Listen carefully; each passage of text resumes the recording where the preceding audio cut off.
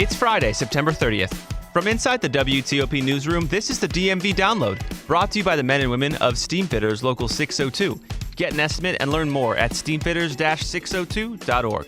Today, we hear the story of a Rockville, Maryland couple, both doctors, who are now indicted on charges they conspired to help Russia in its war against Ukraine by sharing confidential health information of U.S. federal and military employees. Our Mike Murillo tells us the details of the federal indictment against this local pair. She even admitted at times her husband, she called him a coward at one point, saying he was too worried about violating HIPAA laws, but she wasn't, and she does it all the time. According to court documents, that's what investigators say she told the undercover agent. Then, we speak with Andrew Hammond, historian and curator at the International Spy Museum, about how agencies go out collecting intelligence against people they suspect could be spies, and how common this kind of alleged espionage can be, especially in our region.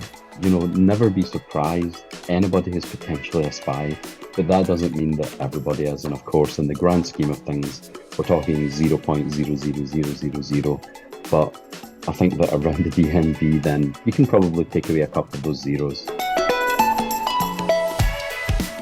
Thanks for joining us. I'm Luke Garrett. Megan Cloherty is off today. A federal indictment says a Rockville couple, 39-year-old Dr. Jamie Henry, a major in the Army, and his wife, 37-year-old Dr. Ann Gabrielian, an anesthesiologist at Johns Hopkins in Baltimore, met with an undercover FBI agent they believed worked for the Russian government. According to the documents, they met with this undercover agent multiple times in hotels throughout Maryland and ended up handing over the medical records of people in the U.S. government, including the spouse of a naval intelligence officer, as the person had medical information that Russia could exploit. The indictment from the U.S. Attorney of Maryland, Eric Bannon, says it was Gabrielian who instigated this whole process. The documents say her spouse, Henry, allegedly gave an agent the medical information of 5 people who are either veterans or related to veterans. Joining us now to really help us understand what's going on here, these potential spies among us, is WTOP's Mike Murillo. Mike, thanks so much for being here. Good to be with you. So to start, let's really talk about who these potential spies, Russian spies, are. Anna Gabrielian and Jamie Lee Henry. They are a husband and wife in Rockville, Maryland, and one, Gabrielian, is an anesthesiologist, or was, at Johns Hopkins, and Mr. Henry was an Army major who was the staff internist at Fort Bragg in North Carolina. So 2 medical doctors, both one in the military, so access to the military records, and the other at one of the area's largest medical providers, Johns Hopkins, so in Baltimore, of course. And according to this indictment, we have Gabrielian, who reached out to the Russian embassy looking to help Russia after the war in Ukraine began. Right. And the indictment says Henry actually had secret clearance to documents. So we know that they had access to high-level information. But what I want to know is, how did the FBI find out that these 2 allegedly wanted to give secret documents to Russia? What really put them on the FBI's radar? Reading these court documents, it said that essentially an FBI undercover agent made contact with Gabrielian, saying that, we understand you reached out to the Russian embassy, pretending, of course, to be a Russian representative, and to see what she was trying to offer. Because apparently she emailed and gave a phone call as well to the Russian embassy. Kind of a bizarre way to start a connection, I guess, in this sort of situation. But that's what she did to offer up her help. And somehow that got on the FBI's radar. So an undercover agent met up with her, and that started this whole process of seeing what she was wanting and willing to do to help Russia. Right. And so that kind of led through the whole thing here. But yeah, it was a bunch of hotel room meetings, as you hear with all these sort of spy and document sharing sort of things. It's always in a hotel room, right? Or some park, some discreet park, a bench out near the water or something. Right. But, there's a case here. So back and forth, you had started with Gabrielian, who was kind of the head on this. She even admitted at times her husband, she called him a coward at one point, saying he was too worried about violating HIPAA laws, but she wasn't, and she does it all the time. According to court documents, that's what investigators say she told the undercover agent. So you have this situation where she kind of built up, and it seemed like she was in charge of this happening and the couple doing this. But in the end, throughout these meetings, you had both of them reportedly handing over information, according to prosecutors. And Mike, you mentioned this briefly, but what really was Gabrielian's, motive here? She said she felt patriotism for Russia, toward Russia, after the war in Ukraine began. And you also had Henry as well saying that he actually looked into enlisting as a volunteer for the Russian military at some point. So then you have a U.S. military member looking, and according to prosecutors here, admitting that he looked into volunteering for the Russian army. So, but both of them seem to be on the side of Russia, at least according to these court documents and what prosecutors say they told investigators. And what stood out to me, too, when reading these court documents is that they asked for like cover stories, plausible deniability. It seemed like they were trying to be kind of savvy, all the while speaking to an undercover FBI agent. Yep, that was the whole thing, right? They didn't realize that they were not talking to a Russian representative. They were talking to an FBI agent. But yeah, she had cover stories apparently to where she had plausible deniability, she said, because especially for her husband, right? He's a top security clearance for the military and a doctor in Fort Bragg. So you have this, I guess, cover story. And also she went to the point of saying, I want a system in place that my kids would be taken on a vacation to Turkey, essentially, if things started to go towards maybe she was going to be arrested. So she was even trying to account for the kids the couple have together as well. So there was this initial meeting on August 17th, and then they met again. And that's where this handover of documents really occurred. And, the crime or what they were indicted for happened. So tell us about this second meeting where documents really exchanged hands. Yeah, you started to see some high-ranking former and current military members and their families' medical records being turned over, both from the wife and also the husband. So you have, no, there's been no admission of where she got the documents, but she was working for Johns Hopkins at the time. Actually, I reached out to them for a statement. They said they're working with investigators, but that's all they're saying. But you kind of expect that as they try to figure out what's going on here, because it seems like the 29th is when they said she was separated from Johns Hopkins. So maybe they just found out as we found out not long before anyway. So you have these two people using their clearance and their computer access, I guess, and violating HIPAA laws. And that's really what a lot of this case is based on, is that not only are they charged with conspiracy, they're charged with also violating HIPAA laws. Right. And the implications for these documents are kind of wide-ranging. I mean, there's an Army officer, there's a current Department of Defense employee, spouse of a U.S. Army veteran, and in the indictment, it says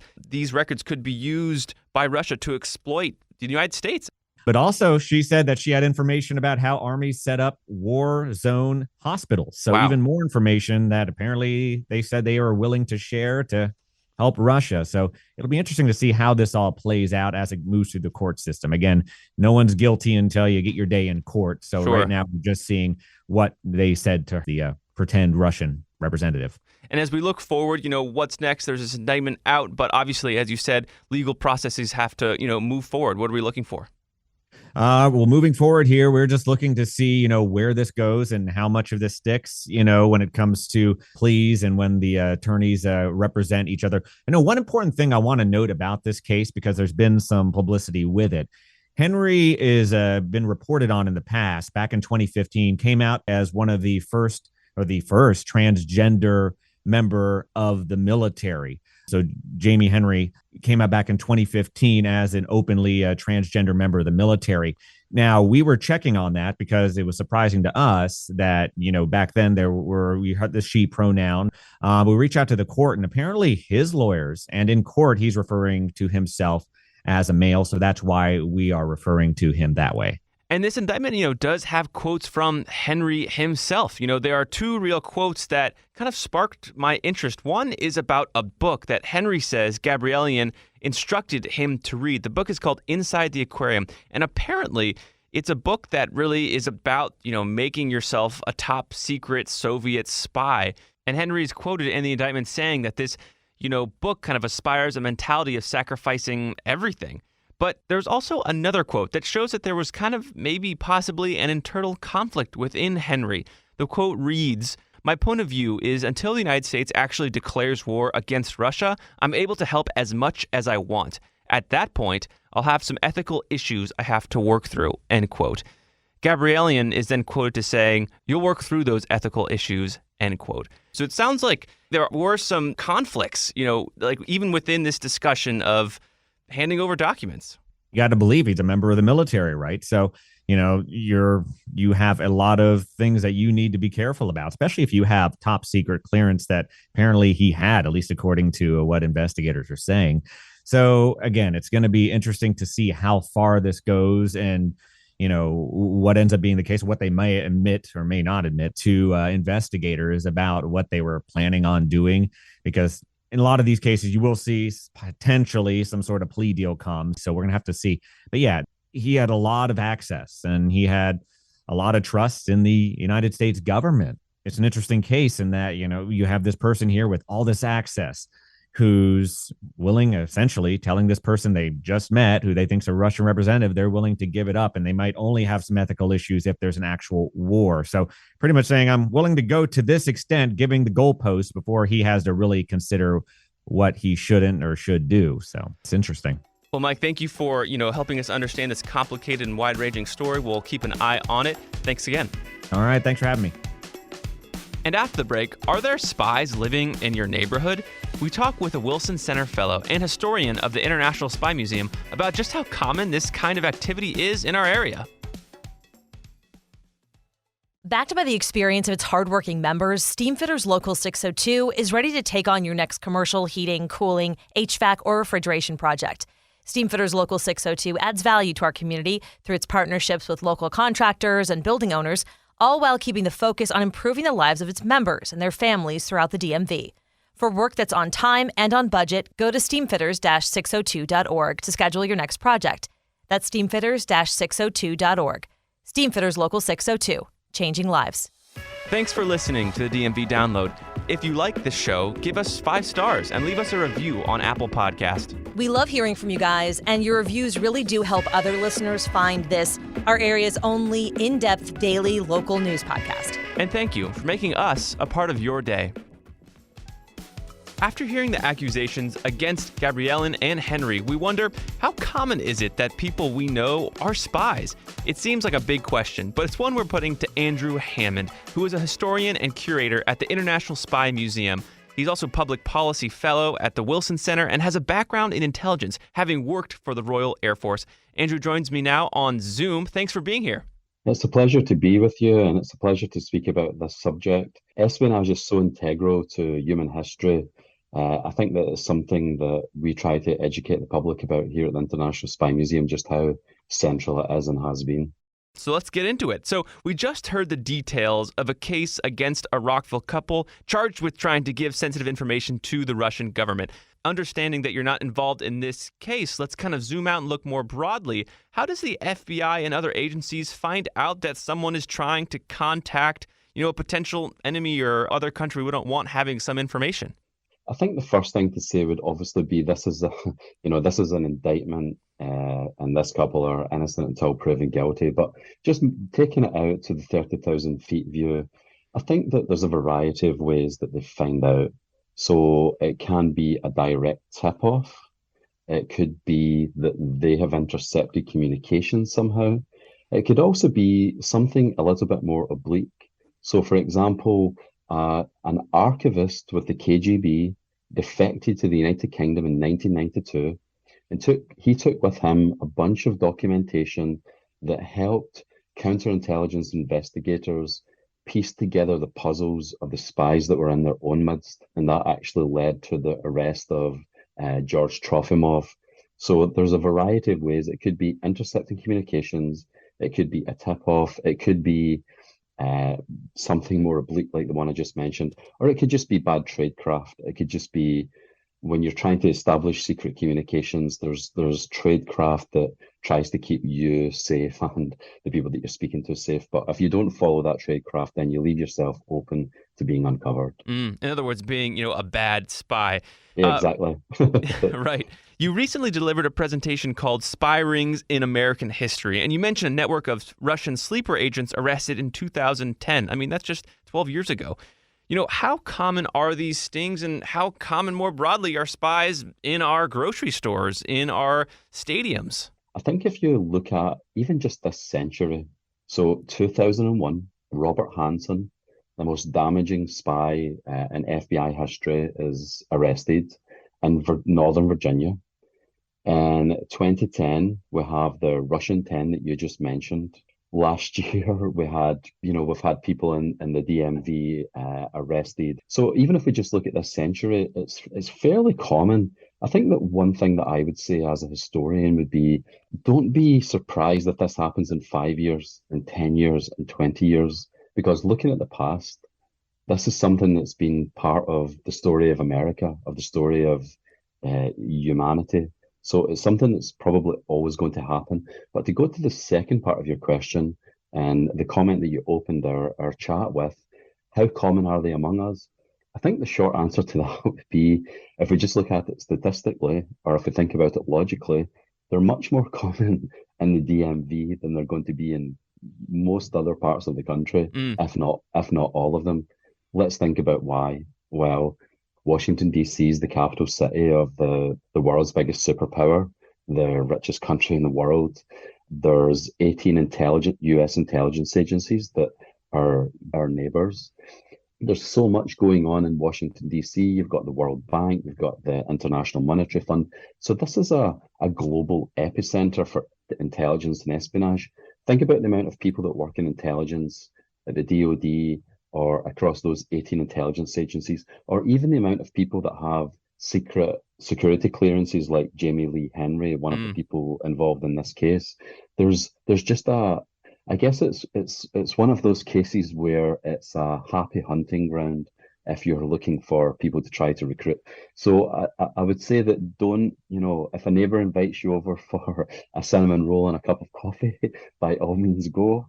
But in the grand scheme of things, statistically, there's a higher chance here than in probably most other parts of the country, but it's still very unlikely to happen to you. Right. It's like a shark attack. Right, exactly.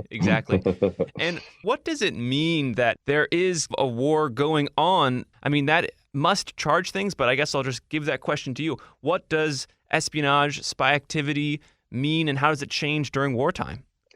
Great question. If you think about the birth of American espionage, a lot of that can really be traced back to World War II, because war focuses attention on certain things. And as you said there, it creates this almost instant pot environment where things are more pressurized, things are more combustible, if you want to put it like that. If you think about what's going on here, so we've got two nuclear armed powers, both with a strategic stake in a third country, in this case, Ukraine. We've got both of them. We've got the world's biggest and most successful military alliance, NATO, which is nuclear armed, up against the Soviet Union, the biggest country in the world. So there's a lot going on here. It's a very tightly wound situation. It's not a secret, unlike sometimes during the Cold War, where it would be a covert action. There would be arming, maybe an army, but we try to keep it secret. In this case, it's pretty open what's going on. So just to answer your question, war really does make things much more intense. And the potential for this one, because of who we're talking about, the two countries with the most nuclear weapons in the world, the NATO involved, the Soviet Union involved, and then this one country, Ukraine. I don't want to scare people, but I mean, they should definitely be concerned. Right. I mean, so, just gleaning from what we've been talking, it sounds like there is counterintelligence, intelligence actions kind of going on underneath the surface. As Joe Schmoes and just regular citizens who don't necessarily have a direct involvement, is there anything we should look out for, keep our heads on a swivel for? I mean, what is the day-to-day impact here? I think the main thing to say would be, if you think about the public education campaigns in the United States or in the United Kingdom, if you see something, say something. So that doesn't mean, it's obviously a spectrum, but if something just doesn't sit well with your gut, then maybe there's a reason for that. Now, I think that one way that people can arm themselves, if you want to put it like that, is just by digging more into this, becoming more educated, learning more about what's going on. So, for example, you mentioned Underneath the Surface. So the podcast that I host for the International Spy Museum is called Spycast. And one of the things that I say in the introduction is that this podcast is going to teach you about a world that looms beneath the surface of everyday life. So you're very right. It's there. It's underneath the surface. It's going on all the time, all around the world. It always has been. It will be going on around you. There's a decent chance if you're in the DMV that you don't live within a million miles of an intelligence officer or a spy. But I think that the answer is educate yourself, get up to speed on what's going on. And if something doesn't seem right, then think about why it doesn't seem right. Never be surprised. Anybody is potentially a spy, but that doesn't mean that everybody is. And of course, in the grand scheme of things, we're talking 0.00000. But I think that around the DMV, then you can probably take away a couple of those zeros. Well, thank you so much for coming on to help us kind of understand this under the surface world. Absolutely. It's my pleasure. And it's great to speak to a fellow podcaster. Likewise, Andrew. Thanks again. And before we go, joining us in the studio is digital editor Rick Massimo. And if you thought we were done talking about spying and espionage, nope, we're not. There's always more. There's always more. So Rick is actually the author of many books, but one of the books is a walking tour of the Georgetown set, which I won't explain because I didn't write the book. Rick, what is the Georgetown set and how does it apply to spy and espionage? Well, in the Cold War era, there was a whole elite of journalists and bureaucrats and some spies and counter spies who lived very close to each other in the Georgetown area. They hung out together. They walked to work together. They had dinner parties, which was like, at the time, was like the main way to socialize in D.C. Right. You didn't have political fundraisers. You didn't have the metro. For part of the time frame I'm talking about, you didn't have the Beltway. Going over to people's houses was how they entertained themselves and each other. And you had all sorts of people there throwing all sorts of parties. Right. And like these parties were the center of information. And as we've been talking about with power players, information is where you get your power, basically. Well, absolutely. And, sort of the pinnacle of that principle was the parties that Joe Alsop would throw in this house on Dumbarton Street in Georgetown, where, he just had everybody over there. He had the all sorts of bureaucrats, other journalists, administration officials, all that sort of thing, and they would sit around over terrapin soup and get drunk and chop it up over the issues of the day, and which were like nuclear Armageddon. When John F. Kennedy found out that there were nuclear missiles in Cuba, he went to Joe Alsop's house. Well, he was already scheduled to go to a party there, but he also, that's where he pulled aside some of his Russia experts, his Soviet Union experts who were there, and said, look, here's what's happened. I need to know what you think of Khrushchev and what we're going to do. Wow. Well, I am lucky enough to have been gifted, or you let me borrow this book, so I'm actually halfway through it. I have to return it, by the way, but yes. I'm halfway through, and it is really fun. I live in DuPont Circle, so I do walk over occasionally to Georgetown and check out each of these locations because there's like dozens of them in the book, and it's well worth the read. So if you're interested, check it out. DuPont Circle is where somebody tried to deck Joe McCarthy and Richard Nixon broke it up. Really? Yeah. Wow. Rick Massimo, just an endless source of historical facts. Thanks for coming on. Thanks. And that'll do it for our show today. Thanks for joining us for the DMV Download. We're sponsored by Steamfitters Local 602. Our managing editor is Craig Schwab, and our music is by Real World. Give us a review and rate our show if you get the chance. And also tell your family and friends about this show. We love telling more stories to more people. You can also follow us on social media where we're posting content every day. If you want to find out more about this show and become one of our VIP listeners, go to dmvdownload.com. The DMV Download is a product of WTOP News. Listen on 103.5 FM in the DC area, 107.7 FM in Virginia, 103.9 FM in Frederick, Maryland, online at WTOP.com, and of course on the WTOP News app. It's going to be a rainy one, but have a good weekend. See you Monday.